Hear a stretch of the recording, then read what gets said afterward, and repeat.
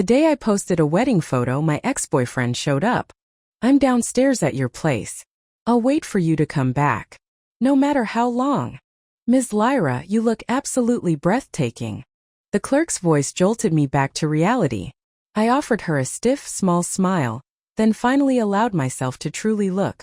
Reflected in the mirror was a vision in pure white lace and tulle. The girl in the glass had bare, milky white shoulders framed by lustrous dark hair. Her waist was impossibly small, cinched by layers of fabric, and the voluminous skirt, blooming with tiny embroidered flowers, felt ethereal, pure, and utterly captivating. It was enough to stir anyone's heart. Willow, my cousin, drew back the dressing room curtain and saw me. She let out a gasp of pure delight. She walked over, took my hands, and spun me around gently before exclaiming, "Lyra, you look stunning in a wedding dress." Looking at my reflection at the beautiful stranger staring back, a sharp ache pierced my heart. What good is beauty when the one person you wanted to see it wouldn't? I pulled out my phone from my bag, opened the camera app, pointed it at my reflection, and snapped a photo. After uploading the photo to my social media feed, head bowed, I looked up again. The girl reflected in the mirror had eyes rimmed with red. Would he feel a pang of sadness if he saw this? Would he regret the things he'd said that day? 9:50 a.m. Beijing time. Lyra updated her feed. Lyra determined. See? You didn't appreciate me. Someone else certainly will. After shedding the gown and changing back into my own clothes, I finally checked my phone properly. The comments section beneath my new post had utterly exploded. You're getting married? Does Caspian know? What's going on? Weren't you just single? When did this happen? Bro, I'm ready to send a huge red envelope. Yes, Caspian and I. We were together for 5 years. And we broke up. My first encounter with Caspian was at my friend Caleb's birthday dinner. Ordinarily, I wouldn't answer unsolicited calls, but having had a little too much wine, I was feeling lightheaded and celebratory. When my phone rang, I didn't even glance at the number. I just swiped to answer. Hello, good day. May I speak with the customer whose number ends in 4457? Still fuzzy from the alcohol, I mumbled, yeah, that's me. Yes, this is about children's tutoring classes. Early education is key. Sign up now and we can upgrade your child to our advanced rocket class for free. The original price is $4,488, but now it's just $3,988. Limited spots available. Don't miss out. Excuse me. Madam, look, if you sign up now you can save $500. I didn't want to hear another word. Excuse me, sir. I snapped. I am a young lady with no children, not married, and most importantly, no boyfriend. I slammed the phone down, fuming. What on earth was that? A single student like me getting recommendations for kids' tutoring classes. I was so worked up, I hadn't even noticed someone sitting right beside me. So, big sister, you don't have a boyfriend? The voice was low, deep, husky, and just a touch teasing. Certainly not. I answered instantly, turning my head sharply, and got a fright. A young man was smiling broadly, perched right beside me. He greeted me. Hi, I'm Caleb's younger brother, Caspian. Caspian had the kind of face with sharp, defined features. He had slightly upturned peach blossom eyes, with a subtle curve to his brows that hinted at charm, almost a playful challenge. If I'd been sober, I would have instantly thought, wow, this guy is incredibly handsome. My heart would have hammered, fireworks would have exploded in my brain, and I would have felt utterly captivated by his smile. But alas, in my tipsy state, I only saw him as someone mocking me, laughing at the fact that I had no boyfriend. I fumed inwardly. This kid is so impolite. Impulsively, I lunged forward, grabbing the front of his shirt. Are you looking for a death wish? I snarled, pulling him closer. I'm the type who blacks out when drunk. So, waking up, I was utterly baffled by this WeChat message. Caspian. Hey, big sister, are you awake? Big sister? Who are you calling big sister? More importantly, who are you? Randomly claiming kinship. I'm a young, beautiful woman and you call me big sister? Then I noticed the message was from 8 a.m. My eyes darted upwards. The friend request verification was from 1 a.m.? Oh God, did I get drunk last night and somehow end up flirting with a guy? Feeling a pang of embarrassment, I checked the time. It was already 11 a.m. I cleared my throat awkwardly before typing. Who is this? Caspian. Big sister, don't you remember? Last night, shy emoji. Wait, what? Don't stop there. That's very misleading. And what on earth are you shy about? Caspian. You asked for my WeChat last night. Lyra, determined. And you are? Caspian. Hello, big sister, I'm Caspian. Caleb's brother. A hazy image of a man suddenly surfaced in my mind. My ears felt hot. This brother. He was kind of handsome. Talking to him, I discovered he was a year below me at university. Funny how some people just seem to appear out of nowhere. After getting his contact, it seemed he was suddenly everywhere. He was really popular on campus. How had I never noticed before? Maybe it was because he was handsome. I've always had a weakness for attractive men. Or maybe it was just that this little brother felt familiar and easy to be around. Either way, we hit it off and got along really well, just like actual siblings. When I sent Caspian that message saying we were like actual siblings, there was a long pause. It must have been half a minute before he finally replied. Right? A question mark. I fumed internally, typing back. Absolutely. Caspian. If you say so. Ugh, the nerve. Such a dismissive reply. Fine, ignore him then. Then one day, Caspian messaged me out of the blue. Big sister, could you do me a favor? Cute JPG. I pretended to be casual about it, slowly typing back. What's up? Confused emoji. Caspian. There's a girl I really like. Shy emoji. Caspian. I was hoping you could give me some advice. I want to understand girls better before I try to pursue her. My mood instantly turned complicated. I didn't know why. My little brother liked a girl. I should be happy for him, shouldn't I? I took 2 deep breaths, trying to push the strange feeling away, and typed back. Okay. What do you want to know? Caspian. What kind of guys do girls usually like? Lyra, determined. Every girl is different. How can I possibly answer that? Caspian. Just take you for example, big sister. What kind of guy do you like? What kind of gifts do you like to receive? How would you want a guy to pursue you? As soon as he asked, my enthusiasm kicked in. I rattled off everything: my ideal man, the kind of person I dreamt about. I even confidently assured him, to chase a girl successfully, you have to be sincere. Start with the small details, gradually seep into her life. She won't be able to escape. I remembered that conversation for 3 months, resisting the urge to ask about the girl. When Caspian invited me out to dinner, my heart felt a little heavy, a mix of sourness and sadness. He must have succeeded, I thought, and was treating me to thank me for my advice. Thanks, Caspian. It's nice of you to remember I like this place, I said, scooping a large spoonful of mango pudding. After all, I'd poured my heart out, holding nothing back. It seemed only right that he'd treat me to a meal at my favorite spot. He watched me eat, a soft sigh escaping his lips, his voice laced with amusement. What? He asked. Can't you tell, big sister? Tell what? I said, not really paying attention, focused on my dessert. Big sister, he said, leaning forward slightly, his voice dropping. Are you truly this oblivious or just pretending? I'm the one who's been chasing you. It's you. My head started buzzing as if 1,000 bells were ringing. My spoon clattered, sending a blob of mango pudding onto the table. I stared at Caspian, utterly dumbfounded. Think back, he continued softly. All the little things you've received recently, the places I've taken you, these meals. Think about it. Weren't they all things you specifically told me you liked? I guess. Yeah, they were. But I thought you were just being a good friend, thanking me for my help. You were chasing me. Caspian seemed amused by my stunned expression. A slow smile spread across his face as he stood up. Then, leaning over the table, he gently cupped my face in his hands and kissed me. Not just once but twice, then a third time. Wait, I gasped, pulling back slightly, accidentally biting his lip in my surprise. I stared at him, still trying to process. So what you're saying is I was teaching you exactly how to pursue me? He hummed, a mischievous glint in his eyes. My little persimmon, you were the one who told me this method was absolutely foolproof. That a girl couldn't escape it. Little Persimmon.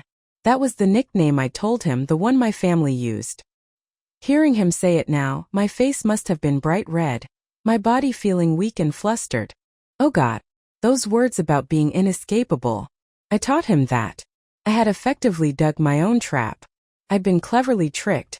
And somehow the one who came out ahead was me. I'd ended up with a boyfriend. After about a year together, we naturally moved in. We navigated the transition from his graduation to him starting his own business just like any ordinary couple. We worried about bills, groceries, the mundane realities of life, but even amidst the struggles, our relationship felt sweet and solid. But the good times, the effortless sweetness, didn't last forever. By the 5th year, that sweetness started to feel like a heavy burden. I wondered if all relationships were like this, gradually worn down by the relentless march of time and the weight of everyday life. For the past 6 months, Caspian's small company had been facing a significant crisis, a daunting battle to turn things around. We'd poured all our savings into it. He worked himself to exhaustion every day, and I worked just as hard, doing my best to support us. At first, even with the immense pressure, he still seemed to find moments to care for me. We started out okay, clinging to each other for support. But as time dragged on, the landlord called again today about the rent. The electricity bill was through the roof this month. Vegetables at the market are so expensive now. The constant calls, the high bills, the rising costs, the endless mundane worries of life began to chip away at us, like grinding a stone that had been wrapped in a beautiful dream, until it finally remembered it was just a stone. We hadn't had a real conversation in ages. During a rare day off, I decided to try and do something for him. I spent hours in the kitchen experimenting, burning my hand multiple times, but finally managing to create a decent bento box. I packed it up, feeling a hopeful flutter in my chest, eager to bring it to him at his office. By coincidence, I ran into him in the parking lot. And not just him, Serafina was there too. I knew Serafina was his secretary. I knew she'd had feelings for him in the past. But I also knew she was a genuinely good person. She had never tried to interfere between us. In fact, she'd even helped his company in the past. It wasn't that I suspected him of cheating. I trusted Caspian implicitly. The reason I turned and walked away was because, in that moment, seeing them focused and working together, I suddenly, painfully realized where the real problem lay. Our relationship had become burdened. Our connection was strained. That genuine, unburdened smile he shared with Serafina as they discussed work. I hadn't seen him direct that kind of happiness towards me in such a long time. I looked up at the heavy gray sky, feeling a sense of dizzying unreality. When was the last time? A week ago? A month? Was it really 3 months since we felt lighthearted together? I suppose the building security must have seen me and told Caspian. When I got home that evening, he asked why I hadn't come inside.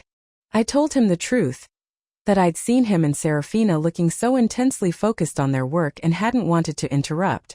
He quickly took my hand, pulling me closer, and eagerly explained that they were working on a crucial new project, one that was vital for the company's survival, and that he was sure they would land. I just smiled and nodded, letting myself be pulled into his embrace. He pressed me against the wall, kissing me deeply. Felt for a moment like we were back in those tender, passionate times, but beneath the surface, my heart was racing with a strange, anxious beat. We'd been together for so long. He could always tell when something was truly off with me. Caspian sighed softly, brushing a stray strand of hair away from my ear. He rested his chin on the curve of my neck, his voice sounding hurt and a little bewildered. "Why are you upset, little Persimmon?" he murmured. "I told you Serafina means nothing to me in that way. You said you trusted me." I did believe him. That wasn't why I was upset. I was just sad. Sad that he hadn't told me how unwell he was, how stressed. Sad that he seemed so distant when he was my partner. "Caspian, tell me, when did we start needing to be so careful with each other like this?" I wrapped my arms around him, running my fingers through his hair. It felt shorter, slightly spiky against my palm. When had he cut it? I hadn't even noticed. I knew he was burdened, exhausted, constantly stressed. He was tired, yet he still tried to reassure me, to keep things light for my sake. Saw his weariness, I knew his struggles, and I tried my best to reciprocate, to make things easier for him to pretend everything was okay. But despite our efforts, I felt a growing chasm between us, like an invisible wall had appeared. He was trying so hard to pretend the mundane worries weren't crushing him, forcing a smile even when exhaustion was etched on his face. Perhaps it was because he was younger, or maybe I just didn't truly understand the weight he was carrying. Perhaps I was adding to his pressure, or perhaps we just weren't meant to last. It wasn't that the original feeling, the core of our love, had fundamentally changed. It felt more like we had just filed away the sharp edges, worn down by the friction of reality until what was left was smooth, but somehow less vibrant. Little Persimmon, please tell me what's wrong. If you don't, how can I know what I've done? His voice was pleading. Please, sweetheart, don't shut down like this. Caspian kept trying to coax me, but I could hear the profound weariness in his voice. Caspian, I finally managed to ask, the words I'd wanted to say for so long escaping my lips. What are you thinking? My heart was throbbing, a painful ache that stole my breath. My eyes welled up with tears, and I bit down hard on my lip, desperate to keep them from falling. I didn't know when our interactions had started to feel so heavy, so taxing. Did all long-term relationships eventually feel this way? Did love just get tired? I didn't know. All I knew was that Caspian didn't seem happy anymore. He walked over to the balcony, silently lighting a cigarette. I knew he rarely smoked because he knew I disliked the smell. Even now, in his distress, he kept his distance, standing far from me. He stood there, his back slumped, facing away from me. He didn't say anything for a long time. I finally walked up behind him, wrapping my arms tightly around his waist, pressing my face against his back. I heard him speak, his voice barely a whisper. Little Persimmon, do you feel tired? My mind went blank, a sudden loud ringing in my ears. Without thinking, Caspian started to speak. Then maybe we should. My heart plummeted. I released him, turning to face him, my eyes locked on his. He didn't finish the sentence, but the unspoken words hung heavy in the air. My heart felt like it had been seized by an electric shock, a searing, burning pain. He didn't say those two words, the final damning ones. I guessed he couldn't bring himself to. The air felt thick, suffocating. A heavy, oppressive silence settled between us, making my heart tremble, my breath coming in shallow, ragged gasps. The cigarette in Caspian's hand burned down to the filter. He still hadn't spoken. Finally, it was me who broke the silence. Caspian, I said, my voice trembling, finish what you were going to say. He didn't answer. Instead, we did something else. We made dinner. Caspian cooked while I helped. A silent choreography we'd perfected over the years. We sat across from each other at the table, eating, carefully serving each other. The meat was quite cheap at the market today, so I bought extra, I said, forcing a smile. You should eat more, he replied softly. You've lost weight recently. Everything felt, for a brief while, like a return to the easy comfort and warmth of the beginning. But later, when the lights were out and we lay side by side, in the darkness, our hearts felt miles apart, two separate entities trying to escape. And the words we both avoided finally found their way out. In the darkness, Caspian's voice was barely a whisper. Little Persimmon, he said, I feel like our relationship has lost its spark. For a moment, I couldn't breathe at all. He continued, his voice heavy with exhaustion. It's not that I don't love you. I'm just too tired. A long, heavy silence descended between us. I didn't understand. Did all long-term relationships end up like this? Drifting off course until you couldn't even figure out what state you were in anymore? Have you thought about it properly? I managed to ask, my voice thick with unshed tears, the words requiring a monumental effort to push out. I stared up at the ceiling in the darkness, seeing nothing at all. I only felt the hot, wet tears spilling from the corners of my eyes and soaking into the pillow. A sudden surge of anger, hot and raw, washed over me. I roughly wiped away my tears, my heart hardening with determination. I sat up abruptly and flicked on the bedside lamp. Our eyes met. I saw his eyes glistening and slowly turning red-rimmed. Biting down on my lip, I stared at him, my voice firm despite the tremor. Caspian, I'm asking you again. Have you really thought this through? Don't bite your lip like that, he said softly, slowly sitting up. My waist tightened as he pulled me into a fierce hug, holding me tightly. I don't know how long we stayed like that, locked in that embrace. But eventually I made the choice to push him away. I climbed out of bed, moving past him. My lips were pressed tightly together, and I started packing a suitcase with swift, jerky movements. But after years of living together, how could I possibly pack everything in such a short time? With eyes still red-rimmed, I glanced at him. "I'll come back in a couple of days to get the rest of my things," I said, my voice flat. "Little persimmon, please." He got out of bed and came over, reaching out to grab my arm as I folded a shirt. His voice was thick and hoarse, barely audible. "Caspian," I said, pulling my arm away, my voice cold and decisive. "Let's break up." My hand paused on the doorknob. I was waiting just for a second, for him to try and stop me, to say something, anything. But he didn't. And in that silence I realized. This was it. This was the truth, the quiet, heartbreaking reality. I suddenly realized that the stories in books were lies. Just because you loved each other didn't mean it was the ending. We were both so tired in this relationship. Only now, standing there on the threshold of walking away, did I truly understand. Life, real life, with its relentless pressures and mundane struggles. It really could defeat people. But love itself was already so hard. Caspian, goodbye. Yes, I still loved him. And I knew somehow that he still loved me too.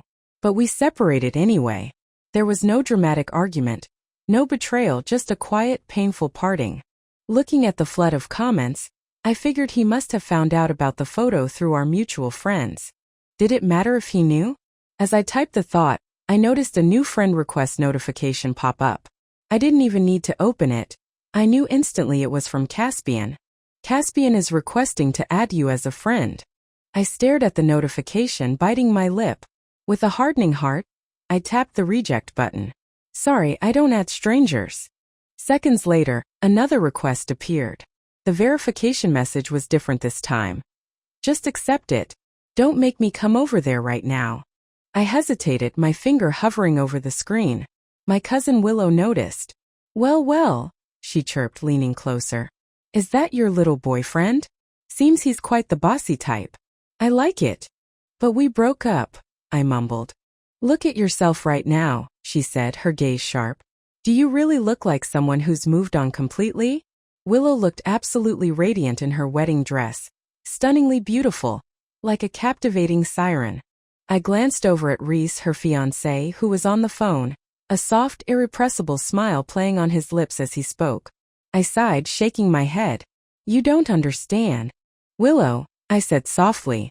"You and Reese were each other's first loves. You've never been apart, and now you're about to get married. Our situation is different." "Tisk," Willow scoffed, dismissing my words. "We fought too, you know. We came pretty close to breaking up. I was the one who backed down first." She waved away my look of surprise. "Relationships are messy. Who really understands them? All I understand is that neither of you actually wanted to break up. You were just being stubborn. Come on, let Big Sis help you out." Without a second thought, Willow, still in her wedding dress, started walking towards me, completely unfazed by its delicacy. Reese, her fiancé, suddenly sounded anxious. Hey, Willow. Slow down." Willow waved a hand dismissively. "It's fine, Dr. Reese, don't worry." Reese looked helpless. He hurried over and gently put an arm around her waist. "I'm afraid you'll scare the baby in your belly," he murmured. I was still reeling from the revelation that they had almost broken up, and now this Willow, looking so slim, was pregnant. Willow winked at me. Then before I could react, she snatched my phone from my hand and tapped accept. "You have added Caspian. You can now chat." "Caspian. You're getting married this fast." "Caspian. What on earth is going on?" "Caspian. Little persimmon, don't freeze up on me. I know you're reading these." A cascade of messages flooded the screen. My eyes stinging, I typed back fiercely. "What does it matter to you? Have you forgotten? We're nothing to each other anymore." "Caspian. Don't provoke me. Is the wedding real or not?" "Caspian. If it is, then just ignore me. Of course it's real. You agreed to break up, didn't you?" "What? I'm not allowed to marry someone else now." I furiously typed out a reply, but paused just before hitting send. "Caspian. Little persimmon, say something. Please. I'm scared. I deleted the angry words I'd typed. With a heavy sigh I replied, it's fake. Just helping my cousin and maybe trying to make you mad. 5 minutes passed before he replied. Lyra, he wrote. You have to believe me. I was genuinely terrified just now. If you were really getting married, I think I would have lost my mind. My eyes curved upwards slightly, but the corners were stinging with unshed tears. If you were so scared, why did you agree to break up in the first place, you big jerk? Caspian, you absolute fool. My phone started ringing. The number was 152x times x times x times x. I knew instantly it was Caspian. I had his number practically burned into my memory. Willow was linked arm in arm with Reese, whispering something to him, a private moment. She noticed my phone ringing, winked at me, and then gave me a knowing smile. From my perspective, Willow looked absolutely radiant, full of life and charm. As for Reese, I could only see his profile, but his gaze was fixed on Willow, filled with an unmistakable tenderness. Reese, the supposedly reserved, even cold doctor I usually saw, who always wore a serious, unsmiling expression, was different today. I realized he always looked at Willow with such soft, gentle eyes. Thinking about how they two had fought and come close to breaking up, I found it strangely comforting. But I knew deep down that he loved my cousin fiercely. I took several deep breaths, steadying myself, before finally answering the familiar number. I tried to sound casual, even slightly annoyed. What do you want? I asked. His voice when he spoke was rough and fierce, carrying a distinct edge of desperation. Don't waste time, he growled into the phone. I'm downstairs at your building right now. I'll wait for you to come back. No matter how long it takes. Don't even think about trying to run away. Despite the harsh, threatening tone, I could hear something else buried beneath it. A hint of vulnerability, maybe even a touch of bruised pride. Slowly, a small smile spread across my face. Okay, I said softly. Yes, Caspian and I reconciled. Love isn't the ending, but neither is breaking up. This time we would learn to cherish each other more fiercely. The end.